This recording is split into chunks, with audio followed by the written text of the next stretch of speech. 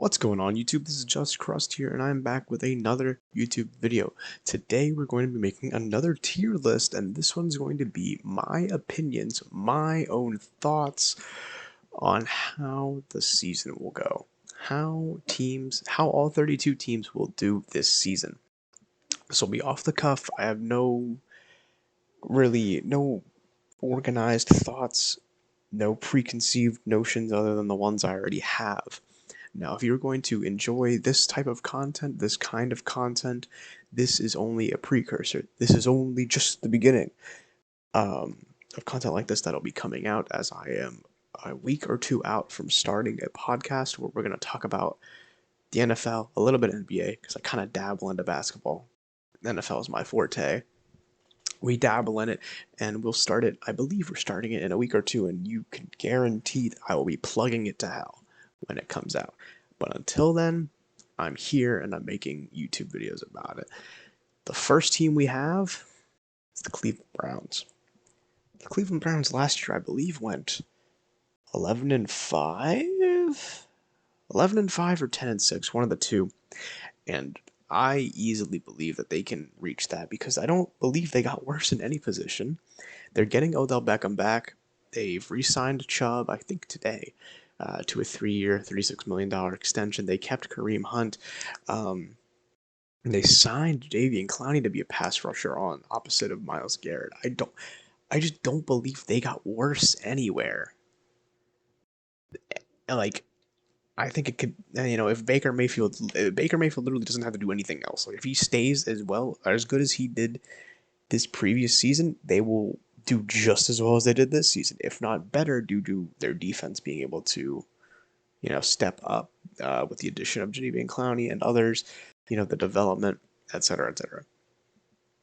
San Francisco is so difficult because they made the Super Bowl 2019 and then injuries struck. And I think if injuries don't strike this year, I thought if injuries didn't strike last year, they could easily return back to the championship game. If injuries strike this year, however, we're looking at a 5 or 6 win team.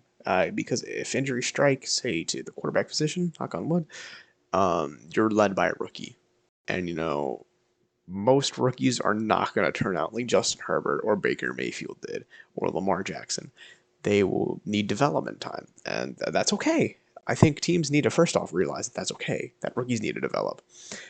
I'm thinking, if say one or two defensive pieces goes down, say God forbid, like this is worst case scenario, Fred Warner goes down or Nick Bosa goes down again. This is a bottom of the barrel team, as they showed.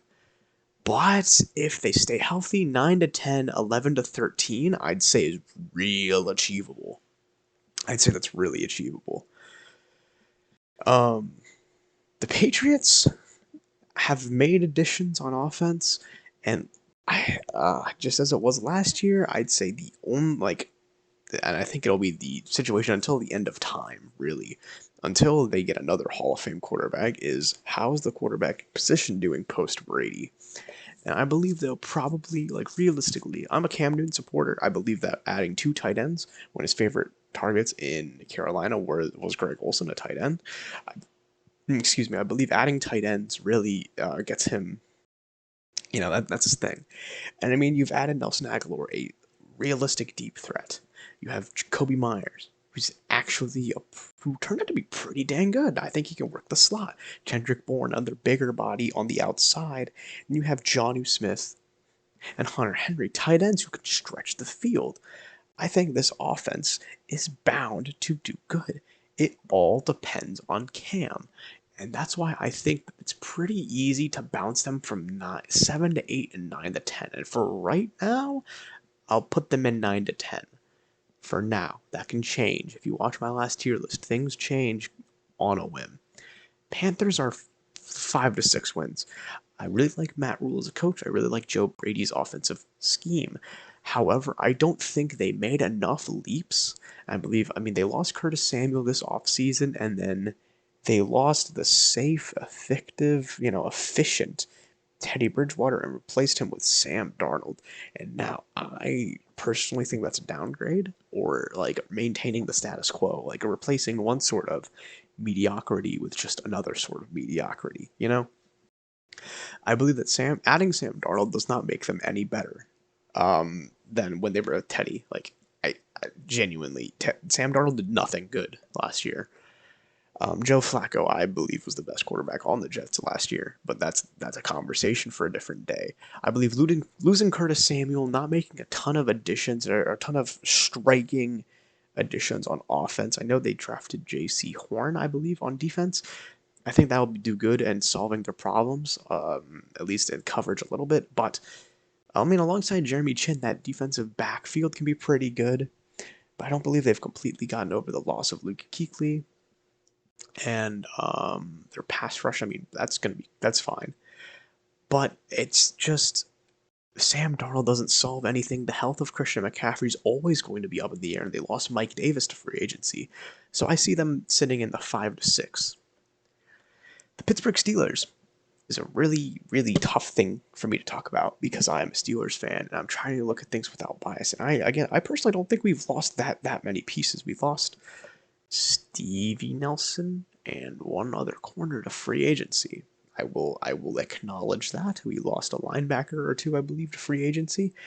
Um, our offensive line is being rebuilt. However, that's okay because our offensive line sucked anyway. We got a running back who will hypothetically help with our run game. The Steelers, I'm not going to say we anymore. The Steelers got a running back, Najee Harris, that'll help with their run game. They picked up Pat Freiermuth to help on the line blocking instead of having Eric Ebron there. Eric Ebron can be used solely as a receiving tight end, which is completely fine. We Our Steelers re-signed Juju for another year. I see them floating around 9 to 10, 11 to 13. I'll put them in 11 to 13. When I say 11 to 13, I mean they have 11 wins. Like, I don't see them doing better than they did last year. But I don't see them having a sharp fall off, personally.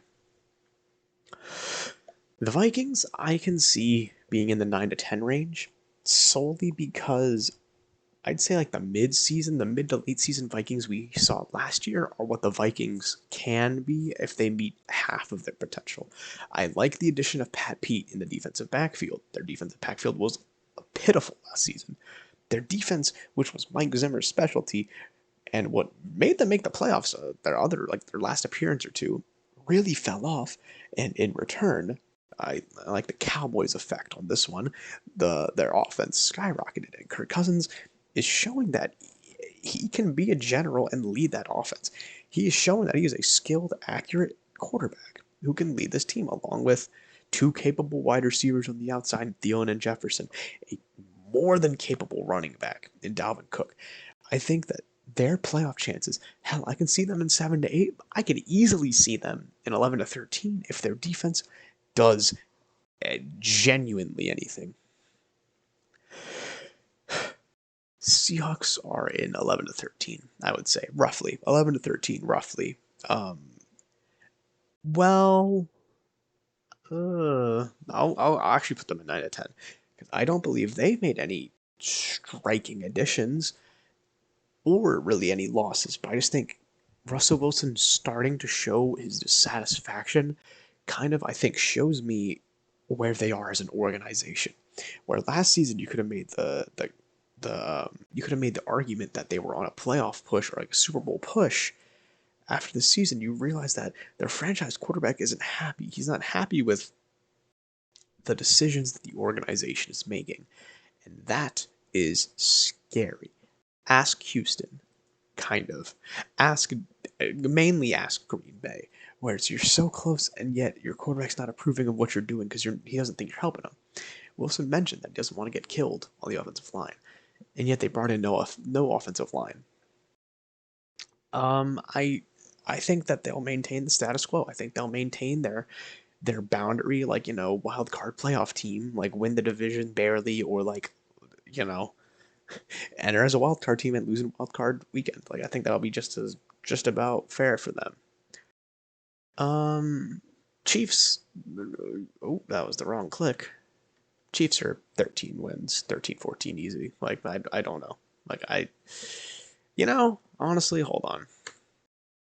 Let's add a row above. I'll say 14-17 wins. I see the Chiefs in 14-17 wins. Honestly, I can easily see them going 14-3, 15-2, adding Orlando Brown. Basically, they saw what happened in the Super Bowl. They saw Pat Mahomes get. I think he was pressured on 15 dropbacks, or he was pressured on an absurd amount of dropbacks, and they literally said, "Never again. You will never get pressured in your life." And they added that guard from the Patriots, I believe, Thuney. I think. I don't know. The free agency was hazy for me. They added Thuney. They added Orlando Brown. This is a team that's really committed to winning. And I think they're really committed because they know that whopper contract and the contracts they're going to have to sign Kels too, and Hill, and eventually Clyde Edwards-Helaire, and everybody else. They know the contract and they're in win now mode. And I really, if they make a three-peat, I wouldn't be surprised at all. Lions 5-6 maximum. Bordering on the 3-4. They might go 5-12. Honestly, I wouldn't be surprised. I personally was not a Jared Goff hater. I think Jared Goff served a similar purpose to what Jimmy Garoppolo did in his offense. Whereas he might not be the best quarterback in the league, but when he's playing well, he is one of the best quarterbacks for their system. He is a great facilitator. Like he facilitated the Rams offense when he was playing at his when he was playing at his best. He facilitated that offense to a Super Bowl run. It's just public opinion. The court of public opinion was not on his side, and he got traded, and the Lions are in full rebuild mode. And I believe if they win more than 5 games, it's honestly a miracle, because that team is dog shit. That team is awful. And 5-6 wins is about where I see them, and I don't think that's any shame. I think we'll see that if Goff... Truthfully, I believe that this year for Goff... This is me. This is me as a fan, not me as a talent evaluator. I think if this year, this is for Goff. This year is Goff's year to show. I don't even care if he has like the best stats. This is the year to show he has grit. I think this is honestly his tryout for other teams, not even his tryout to be a starter for the Lions. Because he could have awful stats, but I think a lot of teams could use the justification of this is a bad team with not a ton of talent. They lost Galladay. I mean, he has Hawkinson, but who else does he have on the outside? I'm on Ross St. Brown, maybe. I think is an audition for Jared Goff for other teams, because I believe Detroit's in the rebuild mode completely 100%. Philly also 5-6 wins. I believe that they did not get better. They did not improve on defense enough to cover any amount of holes, or like their lack of additions on defense do not supplement the additions they made on offense enough. It's as to where last year they were just an awful unit overall. Now they'll have a slightly better offense with the addition of Devonta Smith, and the coming of age of Jalen Hurts, but they didn't do anything on defense at all because they're in cap hell. Like I cannot think of a thing that they did on defense. And I think for that reason, they'll be at 5-6 wins, just not even because of an offensive standpoint. Again, I believe Jalen Hurts is playing for his job. I believe Jalen Hurts will do his part. I just don't think the team will. Miami Dolphins, I can see in the 9-10 range. That makes me kind of want to put Patriots down in the 7-8 range, because I don't want to have too many 9-10 range teams. Kind of. I think Patriots and Dolphins can be interchangeable, because I believe that actually, hold on. Let me reconsider this. Dolphins are in the 7-8 range solely because Xavier Howard's trade request. Xavier Howard was a killer on defense, and he was the leader on their defense for sure. Their defense last year was incredible. However, they're getting rid of him, which leaves Byron Jones as the one. And their defense, I don't think is completely able, because I view that tandem kind of like a Jalen Ramsey, AJ Boye tandem, where it's like Boye is a great 2, or was a great 2. I believe Byron Jones could be it's pretty good too. However, I don't think he will. I think it's a sink situation rather than a swim situation when their one gets traded. So I believe Xavier Howard's trading will affect the whole defense negatively. And while offensively they picked up Jalen Waddle, I believe Tua's development is still a question mark overall. Like I don't know about his development enough, honestly. I don't know. I was never a huge believer in Tua. And I mean, this season he does have Jacoby Brissett as his backup. So I think that's like enough of a prod, maybe. But I don't know. I see 7 to 8 wins is realistic. The Saints, I could see it 9 and 10 or 7 and 8. And I see 7 and 8. I'll give it 9 to 10 for now. We'll rethink this. 9 to 10, simply just because I believe a new system for a new quarterback, either which quarterbacks, both of them had their flaws and their strengths. The team is different. The team looks different. I believe losing Drew Brees, you lose a lot of leadership.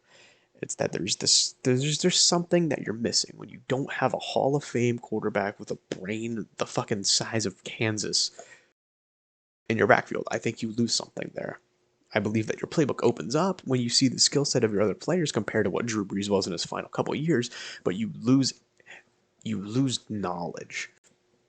And I don't know how readily this team is able to adjust to losing knowledge or losing that. And I don't know how flexible this team can be in implementing a newer playbook to complement Jameis's or Taysom Hill's strengths, either one. So I think they can be floating around a 9-10 like wild card team for right now. I'm gonna take a sip of water because we already know where the next team's gonna go.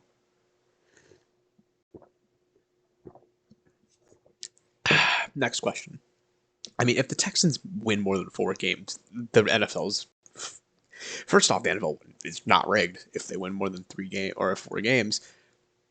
And I believe if they win more than 4 games, David Culley should keep his job for another year. Tyrod Taylor should get a fucking 50-year extension. If they win more than 4 games, Jesus Christ himself is looking down upon that team because they are bottom of the barrel in just about every position. No insult to David Johnson / Mark Ingram and Brandin Cooks. Those are both awesome players. Brandin Cooks is a great receiver. He gets a lot of flack for no reason. He's great. He's a good receiver. But man, that's an awful situation. You've lost your second fiddle in Will Fuller going to Miami. I forgot about that one, honestly, until right now. I mean, there's nothing for Tyrod / David Mills to work with. Like, this is an awful situation.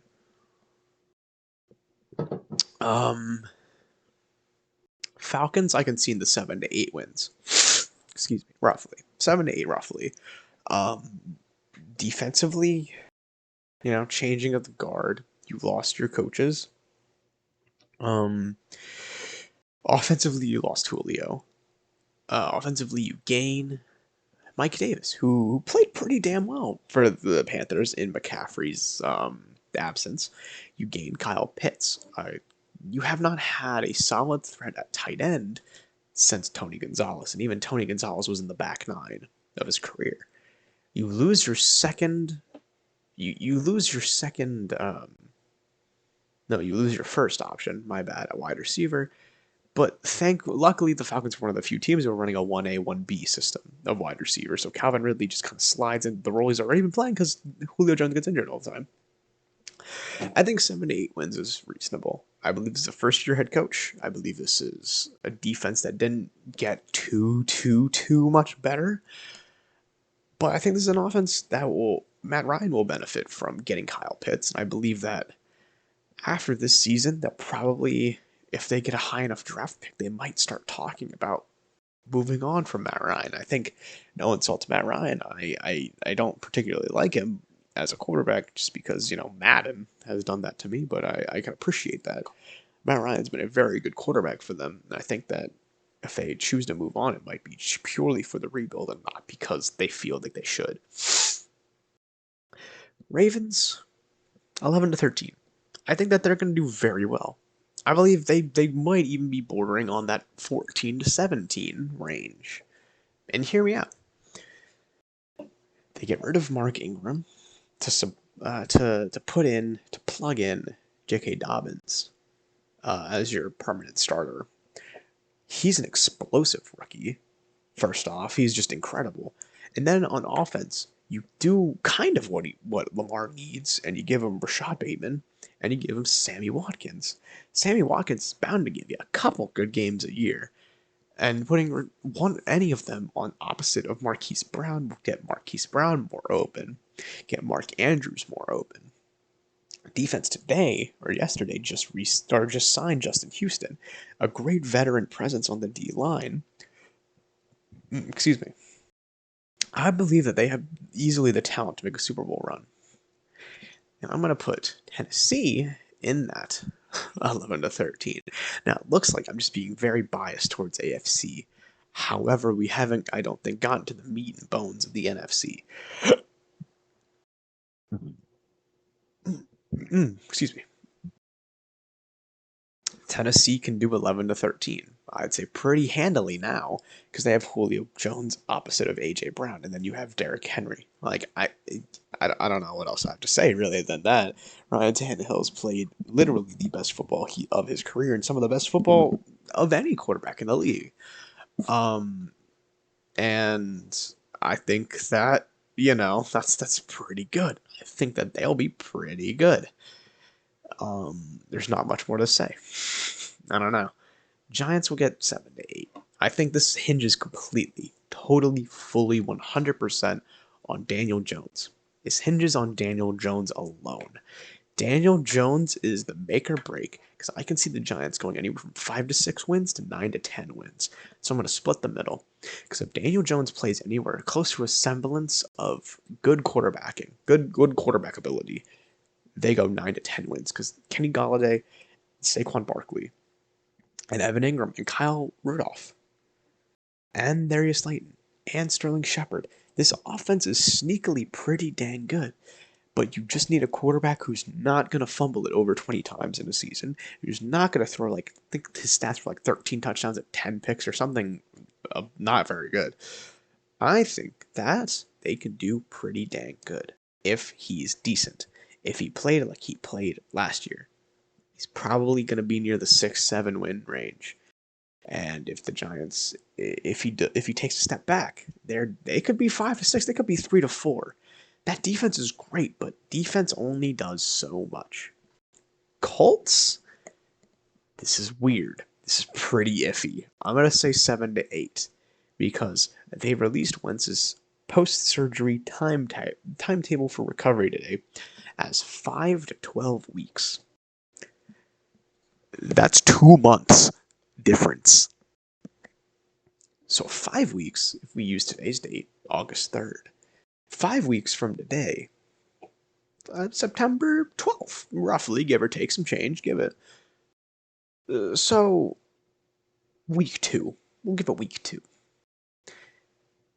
12 months is November. That's half a damn NFL season. I don't know. I think that this team's success varies wildly depending on the quarterback play of Carson Wentz. Because I'm not a huge Philip Rivers supporter. I think that this Colts team went 10-6 with Philip Rivers at the helm. Philip Rivers who couldn't throw the deep ball. Philip Rivers who, again, I will give him his props. He played very well. He played extremely efficient football. Carson Wentz can make this team better in a lot of ways, including extending the field, extending plays with his legs, just overall opening a playbook, a familiarity with Frank Reich that Philip Rivers didn't have. But if you have Brett Hundley or Jacob Eason running the helm, hell, even Nick Foles has been linked in trade talks, obviously, because of what he said. He said, "Hey, I'd love to reunite with him. I'm a Bear." If they find out that Wentz's timetable is more on the 12 than on the 5, I could see Nick Foles getting plugged in. Nick Foles or Marcus Mariota was a name I saw in talks, or I saw mentioned on Twitter, and that. I don't think any of them. I think at most you have a Foles that could run a Philip Rivers-esque role, where he's not asked to carry a load because Jonathan Taylor's emerging. like that kind of thing. But I'll say 7 to 8 right now. Um, Cardinals is hard for me to place, but I'm gonna place them 11 to 13, and I'm gonna say roughly their ceiling is like 12 games. Because you add AJ Green, you add another, ideally a red zone threat in AJ Green. So there's a little bit of pressure, again, ideally taken off of DeAndre Hopkins. Kyler Murray's getting into another year.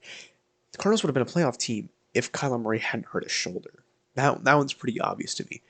While he didn't miss a game, he barely missed time for it. He was injured by it, and I think that his biggest ability is he has a big playmaking arm and he is extremely mobile. And I think those things, much like with Josh Allen specifically, actually, those things are in such perfect equilibrium and they complement each other so well. If one's off a little bit, the complementing is also off. I believe that his injury to, I think it was his left shoulder or something, kind of threw off all of his equilibrium. I believe that this season, if he's still healthy, running that offense with Chase Edmonds in the backfield the whole season instead of Kenyon Drake, trying to force feed Kenyon Drake, I think will do well. I think his development will continue to go. I believe Cliff Kingsbury's development as a play caller in the NFL will continue to develop. And Cardinals get 11 to 13 wins. Packers and Buccaneers, I'm going to do a 2-for-1. They're both in the 14 to 17 club, which makes me maybe think that I've done too much of the 14 to 17 club. Actually, that's definitely going to be the last team in there, so whatever. Packers, we'll start with Packers. They didn't get worse. They added Rodgers, one of his favorite targets over his entire career, back to the team in Randall Cobb. They've re-signed Aaron Jones. Aaron Rodgers wants to do the last dance with Devontae Adams. The team hasn't gotten better, but it definitely hasn't gotten worse because Aaron Rodgers is coming back. So I think every time that Aaron Rodgers steps on that football field, you have a pretty damn good chance to win. So 14 to 17, they went 13 to 3 last year. I say it's reasonable. Tampa Bay is bringing back all 22 of its starters from the Super Bowl, and they washed the Chiefs in that Super Bowl. 31 to 9, I believe, was the score. Hell, they could do it again. Give him a full offseason for Tom Brady to get more and more familiar with this offense. They could go undefeated for all I care. I mean, God bless. Holy fuck. This is an amazing team. This is an incredible team. Excuse me. Bears are in, I would say, 7 to 8 win purgatory. And I would say that's solely due to any inconsistencies at quarterback. Because I believe Andy Dalton in the regular season, not counting any postseason or inherent clutch gene that Nick Foles has, I think Andy Dalton's a better quarterback than Nick Foles, and I'd probably take him over Trubisky, at least right now. Looking at how Trubisky did last season, the Bears stuck into the playoffs 8-8. They were not a playoff team. If Nick Foles started that playoff game, they might have won just because Nick Foles is Nick Foles. But they were not a playoff team last year. Andy Dalton, I don't think, is enough of an upgrade. As much as I would say I would take him over regular season Nick Foles and regular season Mitchell Trubisky, well, any Trubisky, honestly, I don't think he's enough of an upgrade to particularly warrant more wins. And I believe that Justin Fields is incredible. I don't understand how he fell to 14 or whatever they drafted him at, 11 maybe. I don't understand how he fell that far. Because I would have taken him before Zach Wilson by far. And if I was the 49ers, I would have taken him over Trey Lance because I just know that, especially with the 49ers, I think a time period for him to develop and marinate, I think, is really good for him. And if he gets put into the season at all before he's ready, I believe that he won't win a lot of games, but I think he'll obviously show a ton of promise. And I think, honestly, with the Bears, a promise is okay. I would say that they're not in full rebuild, but they're also not pushing for Super Bowl.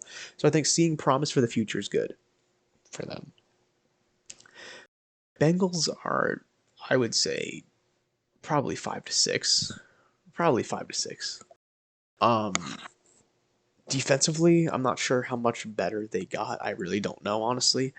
Offensively, nothing on their offensive line changed, which was one of their biggest problems. Or, well, they made additions and they've made fixes here and there. They drafted Jamar Chase. Incredibly risky pick, knowing that Penei Sewell was on the board at the same time, and knowing that Joe Burrow needs protection. If Joe Burrow comes back 100% from his ACL surgery, but the offensive line plays the same as they did last year, it'll be another 5-6 win season, and Joe Burrow will probably miss a game or two. But if they play any better, I could definitely see them being a 7 or 8 win team.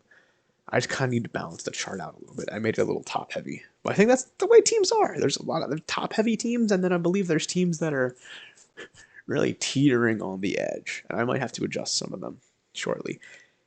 Bills are 11 to 13 win team. I would say pretty easily. Bills went 12-4, I believe, last year, and that was in Josh Allen and Stephon Diggs' first year together, with a tandem of running backs, all of which didn't work. I believe Devin Singletary. I get him and David Montgomery mixed up. Devin Singletary and Zach Moss were splitting carries, which helped none of them. There was no run game. They added Emmanuel Sanders, which is great. That's a great addition. Emmanuel Sanders is incredible. Like he's a very good utility too. I think they have a good chance to make a deep run. I think that they're a team like the Titans, where I think for the next couple of years, you can always consider them in contention. Whereas, alternatively, I think they're like all the teams in the 11 to 13 except for the Steelers, which kind of makes me want to drop the Steelers down. Because it's like these teams are all really bright future teams, really teams I can see contending for years to come.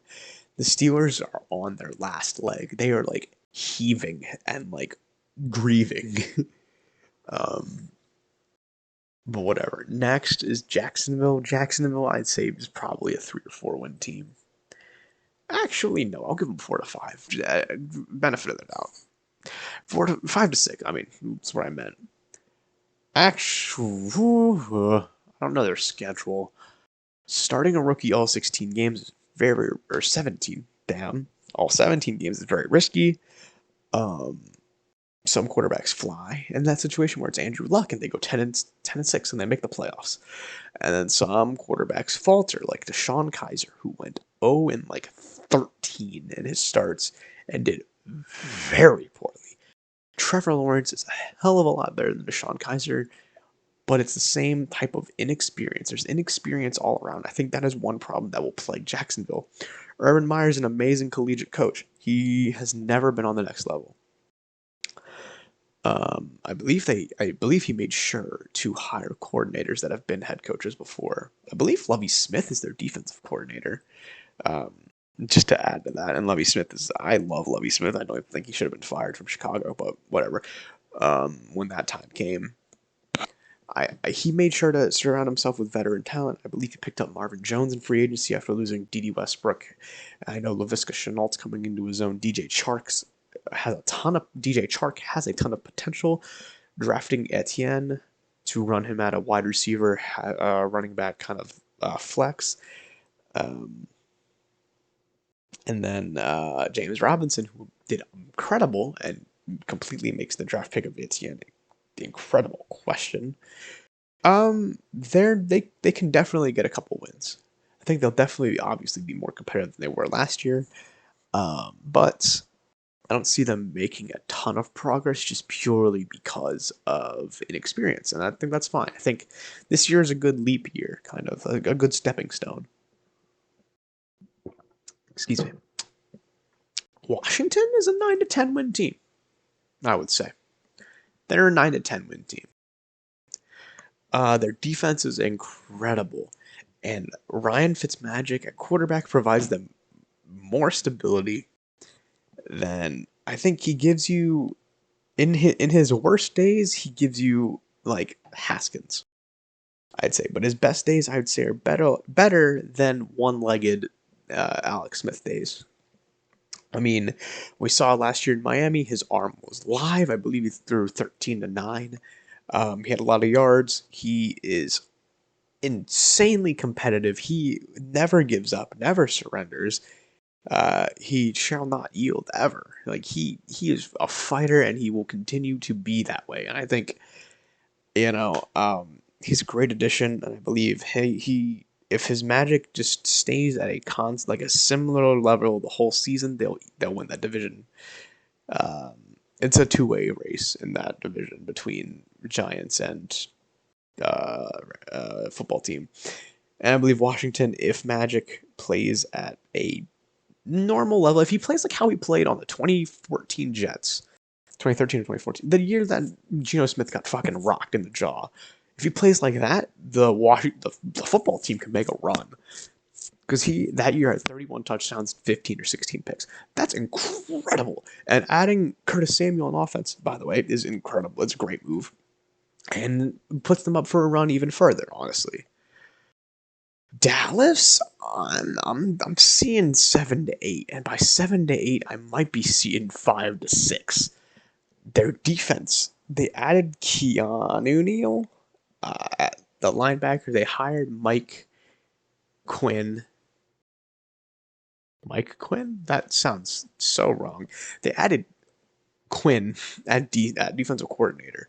But I believe as long as you have McCarthy at head coach, I believe he's still calling plays, and then Kellen Moore, offensive coordinator. More specifically, if you have McCarthy at head coach, I don't think there's a ton of changes going to be implemented. You need it. I think when you're a team like Dallas, where you have an owner slash GM like Jerry Jones, I think you do need a coach that's bombastic and willing to make a lot of changes and use a lot of expressions, um, and make examples. I don't believe McCarthy is the type of coach to do that. I believe that because of this, they'll probably be at 7 wins. I don't think it'll be Dak Prescott's fault. I believe that overall they'll just be games that they're outplayed, outcoached. I believe that Mike McCarthy was not a coaching upgrade above Jason Garrett in the slightest at all, and I don't know what they were thinking. Broncos win 5 to 6 games. I'm seeing this as like a if Drew Lock starts kind of deal. Like if Drew Lock starts, they're getting 5 to 6. Drew Lock, I don't foresee him developing in an incredible way.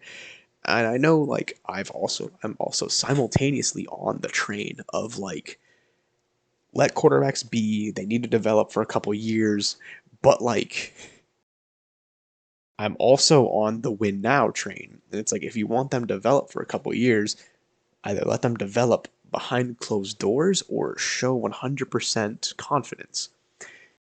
There is rumors that they were going to draft a quarterback all off season. They traded for Teddy Bridgewater. They did not sign him. They traded for Teddy Bridgewater. That's not confidence. And I believe it's Fangio. Um, their head coach said from day one it's a completely fair quarterback competition. There's no confidence in Drew Lock in that building, and I believe that no matter who starts, there'll be people saying the other one should have started, and I believe that's not good for the team. I think with Teddy Bridgewater, their ceiling's like 8 wins maybe.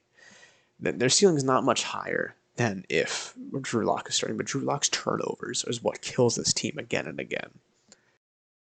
Rams 11 to 13. I could even almost see them reaching 14 to 17.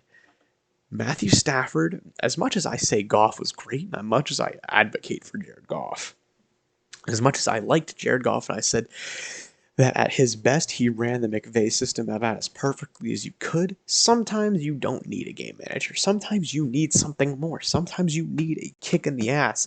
And Matthew Stafford it's like Jared Goff at his best was like you plugging in an outlet to a normal wall. You'll get your power, your phone's charging. Matthew Stafford at his best in Sean McVay's system will be plugging your phone into a car battery that's constantly. It's like plugging it into the whole fucking city's power grid. Your phone is charged like that instantly. I think Matthew Stafford just has such a playmaker's intuition. He has a playmaker's as I will quote Aaron Rodgers, he was doing that shit in Detroit for years, but nobody noticed because it's Detroit. Matthew Stafford is the most underappreciated quarterback of this millennium, and I believe that in St. Louis, in Los Angeles, he will thrive.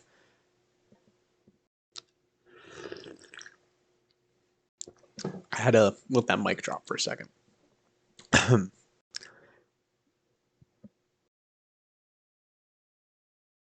Next question. Yeah, the Jets are going to go 3 to 4 wins. They're going to start Zach Wilson all season. Zach Wilson, I believe, is a very raw product. Zach Wilson ideally should sit for a year. He won't. I believe that he'll make a lot of mistakes, but I believe he'll obviously be in a learning curve, and I believe that the Jets will completely be behind him every interception, every touchdown. They'll sing to the gods, and every pick they'll understand that it's part of the learning process. So 3 to 4 wins. Now these two teams are very interesting to me, simply because the Raiders started off, I think, 2 seasons straight going 7-5, and then they ended both seasons 7-9. Excuse me, so like I'm tempted to put them in that range again, but like I kind of want to put them at 5-6, and that's almost simply because I know that they dismantled almost their entire offensive line, one of the best offensive lines in all of football, and they dismantled it for pennies on the dollar. Derek Carr has not a ton of protection anymore. Josh Jacobs regressed from his rookie year to last season. They lost their deep threat in Aguilar. Aguilar played strikingly well for them, and they lost him. And you have Henry Ruggs, and you have Bryan Edwards on your team. Bryan Edwards, I've heard nothing but good things about from John Gruden, but, he's kind of paid to say that. I've seen the Twitter reports, and, Henry Ruggs, I really love Henry Ruggs. But like I don't particularly see this team making any significant leaps because there wasn't any significant additions. And in my opinion, they got worse by dismantling their offensive line, shipping out like shipping out players for nothing really. I believe they added Trent Brown though, maybe, or no, they might have traded Trent Brown back to the Patriots. They traded out Gabe Jackson or someone. I don't know. Chargers? That's a 9-10 win team right there, in my opinion. I don't know. I think that they went 6-10, 7-9 with a rookie quarterback. Justin Herbert is incredibly talented physically. He has a very strong arm. He's very mobile. Has incredible accuracy. He's what. If Patrick Mahomes didn't exist, he would be that benchmark for all young quarterbacks. Is like instead of like, oh, this like Quinn Ewers is going to be the next Patrick Mahomes, Justin Herbert after that kind of season he had would be that like your benchmark. I think that he's only going to continue to develop, and I believe as Derwin James comes back to health and he gets another year with Keenan Allen and Mike Williams under his belt, the sky's the limit, truthfully. I'm going to move the Saints down just so we have an even list. Relatively. And I think that is where I stand. I see 4 wins being in that, or 4 teams being in that 14-17 range. Honestly, I could swing both ways on that one. I could kind of see that. I could see Detroit going 3 to 4 wins. I believe 6 is their absolute ceiling. I kind of want to balance it out so it's like even on both sides, but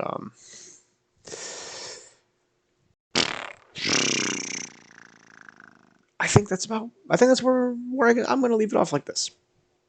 I'm going to leave it off like that. Please tell me what you think. Tell me if you watch till the end. I really very much appreciate it. Please tell me what you think. Give me any comments, questions, concerns in the comments section down below.